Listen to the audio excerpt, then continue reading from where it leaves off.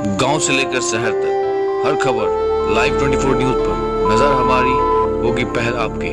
सबसे पहले तेज नजर।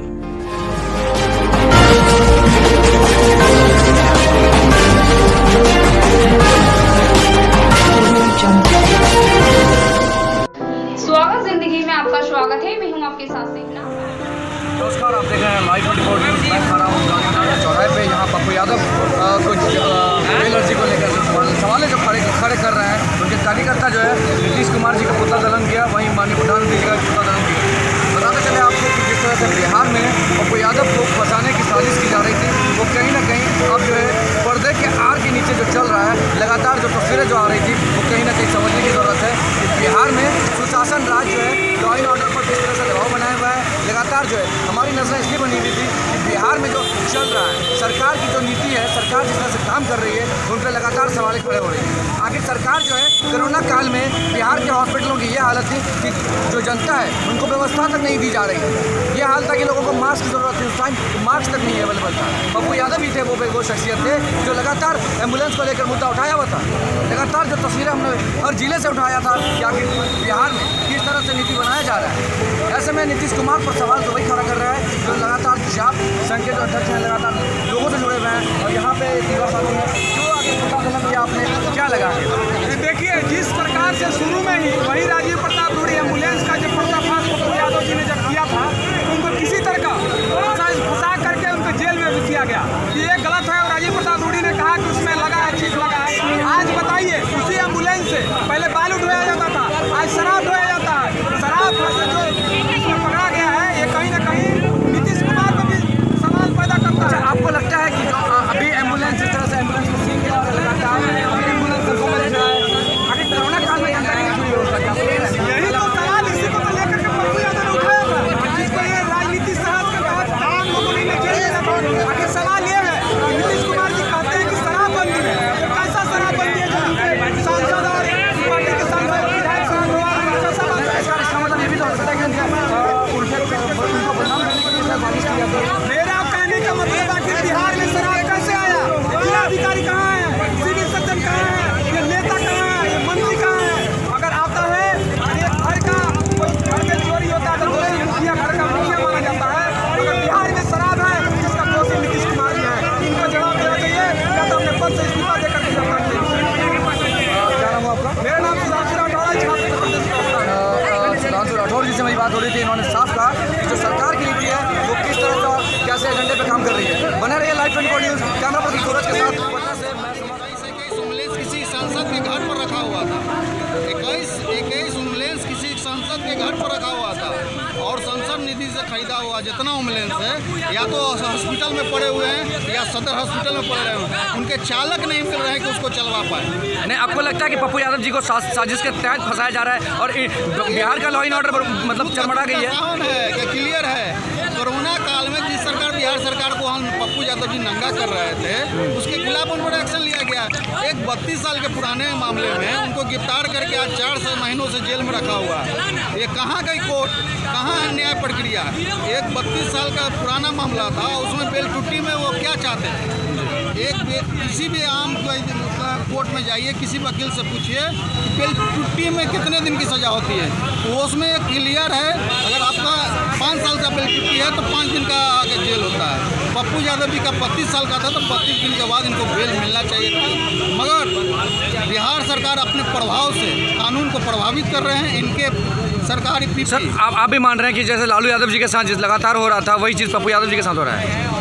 देखिए, जब सत्ता में जो होते हैं वो प्रशासन न्याय को अपने चंगुल में बंद कर रखते हैं और लगातार उसके लिए प्रयास करते हैं।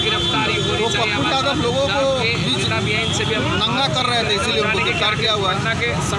क्या नाम है सर? आपका नाम होश में आओ, होश में आओ, होश में आओ, नीतीश कुमार होश में आओ, होश में आओ, होश में आओ, होश में तुमको आना होगा, आना होगा, आना होगा, वरना वापस जाना होगा, जाना होगा, जाना होगा। हम एक हैं, अधिकार पार्टी जिंदाबाद, जिंदाबाद, जिंदाबाद, पप्पू यादव जिंदाबाद,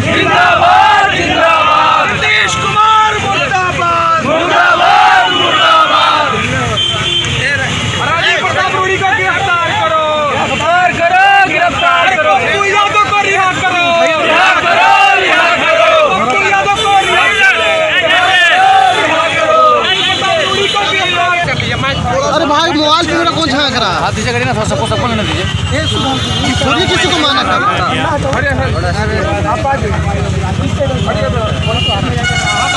बाइक नीचे कीजिए। प्राइम टाइम किसका था नीचे पंकज जी जल्दी बोले। पुतला दहन क्यों किया? बिहार में शराबबंदी है और मरीज को ढोने के लिए एम्बुलेंस नहीं मिलता है। संसद निधि से खरीदा गया एम्बुलेंस जो डीएम के अधीन चलता है उसमें शराब ढोया जा रहा है और कार्रवाई के नाम पर खाना पूर्ति की जा रही है। एक मुखिया को गिरफ्तार कर दिया जा रहा है। कहाँ गए राजीव रूढ़ी का वो टेक्नोलॉजी जो स्पीड पर पता करते थे एम्बुलेंस का, GPRS से पता करते थे कि किसको ज़रूरत है एम्बुलेंस की, किसकी आवश्यकता है और उसको उपलब्ध कराते थे। वो GPRS सिस्टम कहाँ गया? जब उनके GPRS सिस्टम लगा हुआ था, कंट्रोल लगा हुआ था, तो आज ये कैसे कह रहे हैं कि नहीं मुखिया चला रहा था?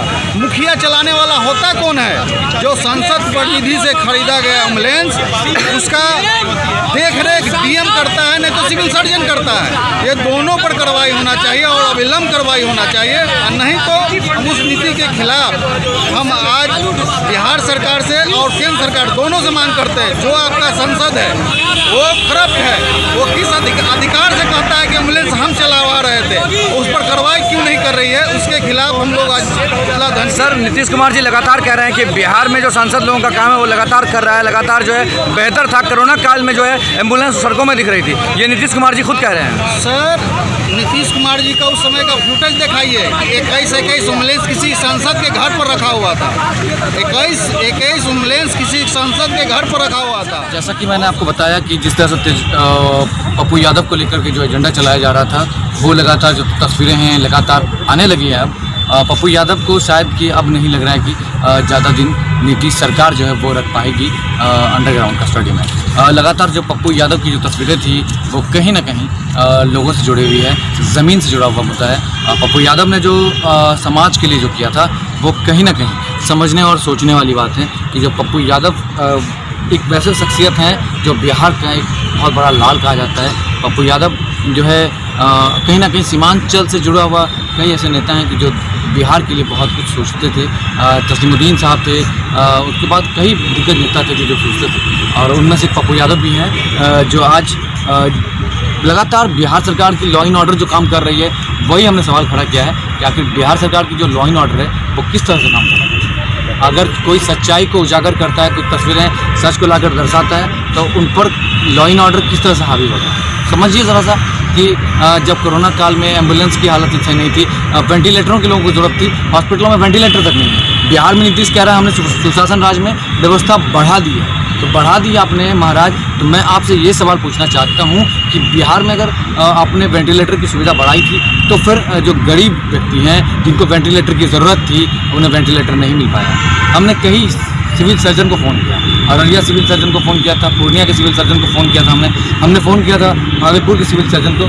उन्होंने कहा कि वेंटिलेटर हो कहीं है भी तो वहाँ सिस्टम काम नहीं कर रही है, जहाँ वेंटिलेटर नहीं है तो वेंटिलेटर की सुविधा भी तक नहीं हो पाई। सोचिए ना नीतीश कुमार कोरोना काल में क्या कुछ कह रहा था, ज़रा सा समझिए इस बात को। और अब जो है अगर यही चीज़ लेकर के एम्बुलेंस के प्रति हॉस्पिटलों की व्यवस्था को लेकर के पप्पू यादव ने जिस तरह से नीतीश कुमार पर प्रहार किया था, डबल इंजन की सरकार पर जो प्रहार किया था, वो तस्वीरें लगातार आ रही थी कि बिहार में किस तरह से विधि व्यवस्थाओं पर प्रशासन काम कर रही है। अब जो वही ना सवाल है फिर कि नीतीश जी किस तरह से अपना सिस्टम और अकॉर्डिंग जो चला रहा है वो कहीं ना कहीं सरकार के लिए बड़ी चिंता बनती दिख रही है। कैमरा पर्सन सूरज के साथ पटना से लाइव 24 न्यूज़ संवाददाता।